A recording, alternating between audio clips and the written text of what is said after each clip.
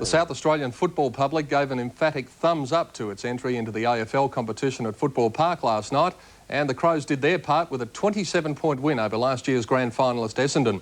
50,000 people crammed the SANFL's headquarters to watch their new side lead the Bombers at every change before winning 13-14-92 to 10-5-65, full forward Scott Hodges starring with 4 goals. The Crows' AFL baptism of fire began with an enthusiastic support from a sellout crowd of 50,000.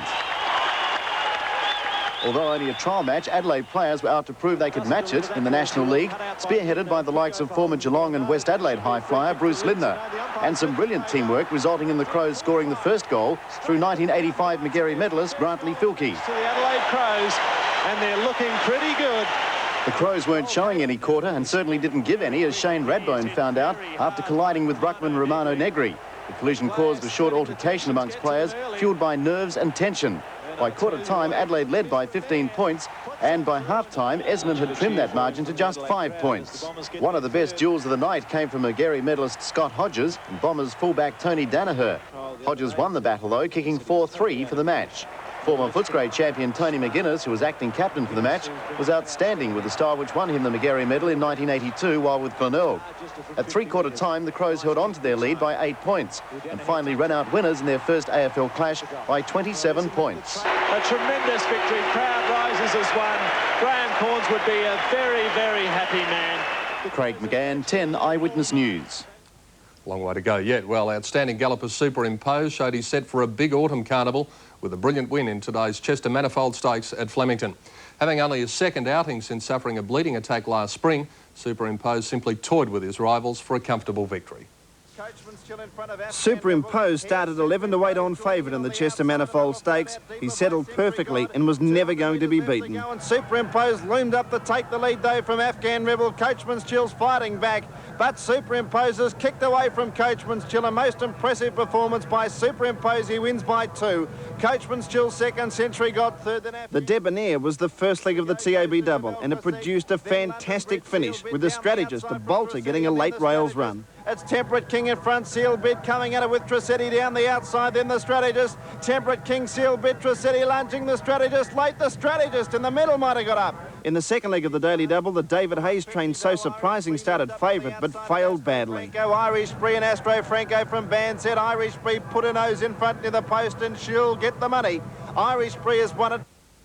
The quaddie at Flemington today, 2, 7, 3 and 9, 8,127.40. Quad extra, 7, 3, 9 and 4, 28,713.50. Daily double, 7 and 9, 291.95, and the extra double, 5 and 2, $5.55. And finally, it's been a big day for Victorian. Field match at the SCG where Tom Moody slammed 30 runs off 1 over to set a new Australian first-class record. Here's how he did it.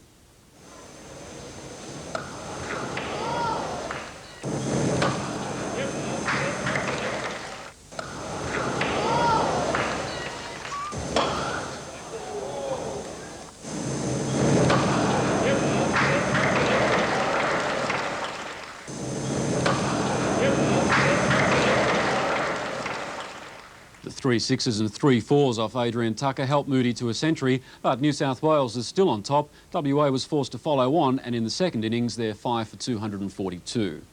Australia has wrapped up the Davis Cup tie against Belgium. Welcome to the AFL last night when more than 50,000 fans turned out for a practice match. Essendon was virtually reduced to playing a supporting role in a game where really only one team was on trial.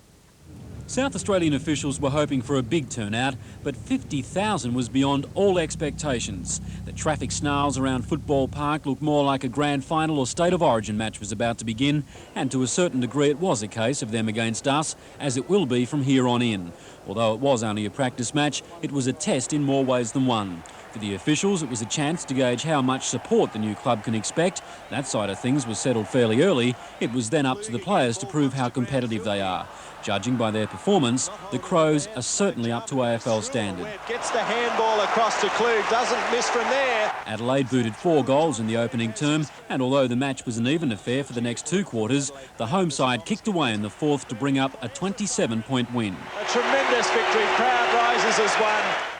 And finally, let's check results from Flemington. Star Galloper Superimposed dispelled any lingering doubts that he'd come back from last year's bleeding attack by scoring an easy win at Flemington. The 6-year-old is on his way to a second Doncaster after Darren Gauci steered him to victory in today's Manifold Stakes. Gauci rode 2 other winners to take riding honours for the day. The first was won by King's Spirit at 7-1, unbeaten in 2 starts. Overcame a check at the start to score. Yalambi Boy got Gauci away in the second, scoring at 3-1 and a clever ride. Tristiki, the favourite, never a hope. This is the third Superimpose. 50 Afghan Rebel had gone to the lead, but Superimpose takes the lead soon after now. Superimpose drawing clear of Afghan Rebel. Century God battling along with Coachman's Chill, but Superimpose will canter home. Superimpose by over 2 lengths. Coachman's Chill battled on well to get second. Century God's run third. Afghan Rebel. Superimpose getting the money odds on at 11 to 8 on, well weighted and won it comfortably. The fourth went to Maritima, who's now won its only 2 starts in top style. To the fifth, this is the Debonair. But Temperate King had hit the front at the 200 from Chevelle Classic. Sealed Bid's running on well with Marine Drive and Tresset. Temperate King in front, Sealed Bid and Tresset are coming out after it. Temperate King in front, Sealed Bid coming at it. Sealed Bid got the Temperate King as they hit the line. And driving through was the Strategist late. Sealed Bid and the Strategist have hit it together, locked together. Now third, I'm really not sure. Tresset has run on down the... And only 3/4 of a length, covering 6 horses when they hit the post. The Strategist getting there at 40 to 1. Count de Beers won race 6, and now race 7, the Vanity. Count de Beers is finishing the best on the outside. 100 metres to go, and Count de Beers is going on strongly. Draws away from Lord Chicton, and Count de Beers will come away and win by 2 lengths to Lord Chicton. Third is Shadows of Love, and then Slalom King fourth. Patriotic Star only a battling down towards... So that was Count de Beers getting home at 10 to 1 with Greg Childs aboard. Race 7 and Irish Spree was at 20 to 1. Rising in Aroma, Astra Franco led with Irish Spree challenging with 150 to go. Banzet coming at them now. They've got 100 metres left to go. Irish Spree and Astra Franco from Banzet. Irish Spree pokes her nose in front of Astra Franco, and Irish Spree's won it. Irish Spree by a long neck, Astra Franco and a half head, Banzet third. Irish Spree there at 20 to 1, an improving filly and a nice win. And the last went to Beau Send with the Gouch on board at 8 to 1 in a photo. Daily double today, 7 and 9, 291.95. The extra 5 and 2, 5.55. A nice quaddie, a little over 8,000, but a better quad extra for those in the know, $28,713.50. Not a bad dividend, Sue, but pretty good. Not here, I'm afraid. No, unfortunately not. No. Thanks, Greg. Thanks, Sue. See you tomorrow. Okay. Right, now it's weather time. Stay with us for the next hour and 3/4. Time now to talk racing.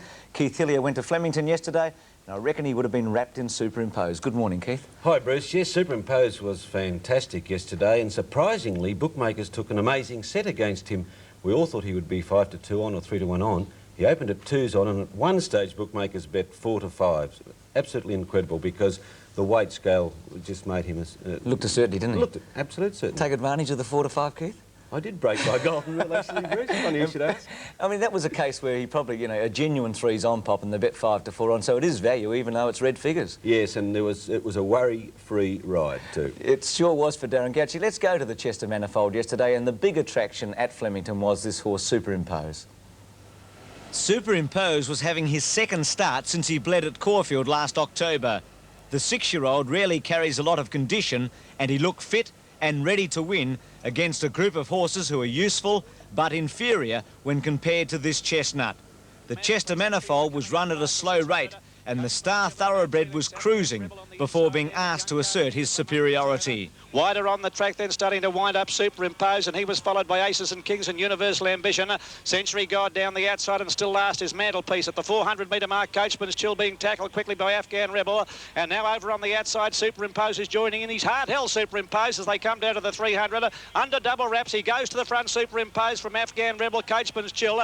Century God under pressure, followed by Young Carbinium and Aces and Kings, but this will bolt in a class galloper, and Superimpose, hands and heels by Gauci, won it easily. 2 lengths to Coachman's Chill, a neck away third to Century God. Superimpose has now won 11 races and more than $2.2 million. He's arguably the second best horse in Australia, behind Better Loosen Up and in front of Siddiston, and he could clash with Better Loosen Up in the Blamey Stakes at Flemington in a fortnight's time. How do you think he measures up with Better Loosen Up? He's right on his tail, but I think Better Loosen Up really does have the score on the board, especially with his Japan Cup and all his Group 1 wins. At weight for age, I think Better Loosen Up has the wood on Superimpose. Strangely, Superimpose, seemingly, Bruce, is a better handicapper.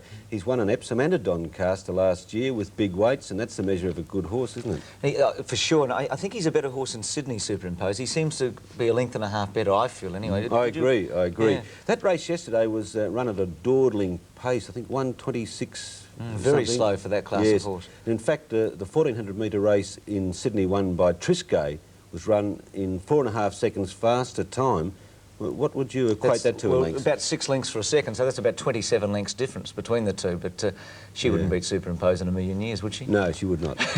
She's pretty good. We're about to find out how good. This is Triscay. First up at weight for age in Sydney yesterday at Randwick and the Apollo. Wheeling the bend, 500 metres left to go, and Corkage is the leader, about a neck on Triscay the inside. A couple away to Whiskey George on the outside of A Little Kiss, and then a further break of 3 or 4 lengths away to Tiny's Finito. Magic Gleam hooking out to come down the centre. Triscay, though, had been taken to the lead by Dittman approaching the 200, and she put 2 or 3 lengths on Magic Gleam. A Little Kiss is next, and then Tiny's Finito labouring over, Strokes running on, but Triscay is clear at the 100. Magic Gleam is trying hard, but Triscay, the 3-year-old filly, makes a great return to the track, and Triscay beat Magic Gleam. Third over on the inside, A Little Kiss in front of Tiny's Finito. Well, she's got a great record. 17 starts, 10 wins, 6 placings. They're going to set her for the Oaks, but Keith, I prefer her at a mile or even at a sprinting distance. I'm not sure she's a genuine stayer. Yes, that time yesterday was only 4/10 outside a long-standing course record at Randwick. I'm a little like you, Bruce. I just doubt her staying abilities, but I tell you what, up to 2,000 metres, she's pretty good, isn't she? She's got a touch of class. There's another filly that's pretty good in Sydney. Her name is Whist, and I reckon this one can stay. She also was very impressive yesterday in the light fingers. This is for 3-year-old fillies, and Whist was also first up like Triscay. It's Country Garden by 3/4, Viva Regina second, third Settlers Cove on the fence, and then Quiet Queen. Zoa's to the outside, and 4 deep as Traveller, followed by Whiston. Twiglet's back on the inside rail. Over the rise now, 300 to go. Country Garden now tackled by Viva Regina. 3 out is Zoa, and here's Whist down the centre of the track with a big run. Whist has gone to them and raced to the lead inside the last 150. Whist is in front of Viva Regina, Zoa and Quiet Queen, then Settlers Cove, but Whist. Oh, this is a tremendous return to the track for West, and she goes on to win by 3 lengths at the judge. Quiet Queen second, Viva Regina third. Well, she was impressive. We saw her in Melbourne in the spring last year. Her performance in the 1,000 Guineas was good. How do you rate her with Triscay after that performance yesterday? Well, that win was expected, 12 to 1 to 15 to 2. She's met Triscay on a couple of occasions. The results have seesawed, and I think that's the way the pattern will continue. The Oaks will be a fantastic performance, but I wonder why neither filly would be set for the Derby, because in my opinion, although there's perhaps a wee doubt on the staying ability of Triscay, that they're superior to any colt in the land. I'd agree. Fire Oak and Maiden won the Victoria Derby. I don't think Canny Lad's a stayer, and Bureaucracy's not a stayer, so no. We're very short of a good 3-year-old colt stayer, aren't we? Well, Jeff White, who owns Triscay, wants definitely to run his filly in the Oaks, and there's only 4 days between the races, and he wouldn't back her up again in the Derby, but I think one of the connections should set their filly for the Derby, because it's the stake there for the winning. Well, I think the Oaks is worth 450,000, something like that, and the Derby's worth 1.6 million or something. Right, so it's a huge difference. I mean, every owner wants his filly to win an Oaks. There's no greater accolade, but well, if there can be a greater accolade to beat the Colts and Geldings in the Derby, because then you're not only the best filly, you're the best of either sex in the land at your age. Like Rose of Kingston did in the early 80s, yes, didn't she? T-Rose back in 1944, I think, Bruce. You remember that one? I remember it well. You're just a boy. Bureaucracy started his campaign yesterday, also in the Royal Sovereign at Randwick. Wasn't successful, but it was a decent run. He came from barrier 9 and he had a lot of weight. All Archie just held him off. Inside the 550, wheeling onto the bend now, All Ranch in front by a half length. All Archie running second. Bureaucracy is cruising up to third now around Jacuzzi, followed by Nightage, Blazing Anchor, and then Stradmore, Signal and Pre-Record topping the rise now. Inside the 300, All Archie went to the lead over All Ranch. Now Bureaucracy's rider is getting desperate as he comes down the centre of the track. Bureaucracy going after All Archie. Jacuzzi rattling home with Stradmore coming with a late run. All Archie in front. Bureaucracy can't pick it up at the moment. All Archie's in front, and All Archie got in to win by a head, I'd say, from Bureaucracy. Stradmore flashed up for third. Well, All Archie's pretty useful. He also has a good record, but Bureaucracy was an eye-catching run. Yes, and managing part owner Harry Lawton predicted that Bureaucracy would improve 5 lengths on that performance, so it'll be nice to see him back in town. He had some great clashes with Kenny Ladd last time he was down here. Well, they're talking Lightning Stakes and Newmarket with Bureaucracy rather than the Australian Guineas at this stage, so they're going to take on the older horses. Yes, quite, for a classy 3-year-old, they'd be nice races. It's been done before, and he's all class. What about in Adelaide yesterday? Shivano Miss won the Premium Classic, $100,000 race for fillies and mares. She's going to be hard to beat now in the Australasian Oaks next week. Yes, I think that was 8 wins from a small number of starts, maybe 15. Yeah. And didn't she win with authority? She really trounced her rivals. Yeah, she looks a good horse. Let's go to Morfordville. This is Shivano Miss, who's the latest star attraction in Adelaide, leading all the way. On the inside, it's Shivano Miss at the 400. Mamselle Perdou's having a crack at her now. He's got to shake up the favourite. They're a length and a half to the roughy. Critical Path getting a split. Mamselle Perdou now struggling. He shakes up Shivano Miss and she's shot away at the 2. She's 2.5 in front of Critical Path. Then Mamselle Perdou. Swift Avenger down the outside, but what a bonny filly. Shivano Miss, she's given them a toweling. She's won again straight into the Schweppes Australasian Oaks. She'll go, and she's had a pretty easy run today. Second Critical Path, Apothecary ran on. It's a big day in Adelaide next week because there's a $1.5 million 2-year-old race, the Excel Adelaide Million. David Hayes has the 2 favourites in that event, and also the Australasian Oaks. She looks pretty good, doesn't she? Yeah, she looks excellent. She had a light weight yesterday, but she seems to have the wood on her rivals, Bruce. Going to be very hard to beat. Maybe Mannerism, the other one. Now, you and I both tipped With Me huge on the program last Sunday, and she didn't get the money in the William Reid. Redelva too good again. Yes, he won on his merits. He had the sit on With Me, who I thought sort of went a little hard early, but Redelva picked her up and won most convincingly. That was his 3rd shot at the William Reid. The previous 2 years he had finished 4th. He is getting better with age. He's 7, and that was his best run, I'm sure. Brought tears to the eye of jockey Neville Wilson. He was most emotional after the race. Isn't it lovely that you can get better with age, Keith? Well, it's something that is an encouragement to all of us, Bruce. It sure is. Let's go to the Moonee Valley meeting on Monday. This was the big race, the William Reid Stakes, and Redelva was very, very impressive. Grandiose as they make the home turn. With Me has taken the lead now from Street Ruffy, and Redelva joining in down the outside. Lightning Bend is under pressure as they come down past the 200. With Me is the leader. Redelva trying to get to it down the outside, and Mr. Till is finishing on very well. Redelva's put his head in front with 100 metres left to go. He's drawing clear. Mr. Till coming home well, but it's Redelva. Redelva's won it brilliantly. Close for 2nd and 3rd. With Me or Mr. Till. Well, he looks like missing the Newmarket because of the handicap. He'll get too much weight. He'll stay to the weight for age races. I wouldn't give With Me away. I thought it was a good run. And did you spot Kingston Rule? Oh, terrific run, wasn't it? I mean, he was tailed off. This is the Melbourne Cup horse. Tailed off early and charging home. Very early win coming up for him, for sure. Would he have any hope against horses like Better Loosen Up and Superimpose at weight for age? Oh, I doubt it. I think he's more of a staying type, but he's... That run indicated that he may be more versatile this campaign. What about the Tancred? 1.5 miles at Randwick? Yeah, nice race for him. Yeah, that's weight for age. Second thoughts, I don't really subscribe to that getting better with age theory. No, I don't know. Now, I went out to the Victoria Derby last night, the big pacing race. It looked to be a match race between Impressionist and also Atomic Doe. But there was an upset here. Dark Pool was successful, a horse that Teddy Demler normally drives. He had to drive Impressionist. We pick up the race with about 600 metres to run. Dark Pool's in front. He'd been, in fact, pulling very hard during the race. When he came back to scale, his mouth was had blood all around it. Impressionist was sitting outside of him, and the other favourite was 3 wide. Inside the 600 down the back, Dark Paul 2 metres in front of Impressionist, drawing closer, and Atomic Doe out 3 wide, then Squeaky Clean. Clever Son will have to pull out 4 and 5 wide. Sharpret not going well. In behind them came our Pedro, followed by Big Slip, Daddy Cavalier, Gold, Smarty's Image, and tailed off Bellin Kelly. On the home turn in the Victoria Derby at the 250, Dark Paul in front. Impressionist though loomed up on the outside to grab him quickly. Clever Son has broken up, checking Big Slip, Daddy. Atomic Doe still boxing on out 3 wide from Squeaky Clean. At the 150, Dark Paul he kicked. He found 1.5 metres. Impressionist is trying very hard, then Atomic Doe. At the 80, Dark Paul hanging on. He's veering out. Impressionist is trying very hard, but Dark Paul leads all the way. Dark Paul wins the Victoria Derby, 1 metre to Impressionist. Tight third, maybe Squeaky Clean, a nose to our Pedro at Atomic Doe. So that race worth $90,000 going to a 25 to 1 pop. Big weekend of racing next weekend. Yes, we've mentioned many of the big names, Bruce. One that didn't get a mention, we'll see him next week, Citizen, in the CF4 Stakes at Sandown. Look forward to talking to you, Keith, next week about Citizen and those other big races in Adelaide and Sydney next week.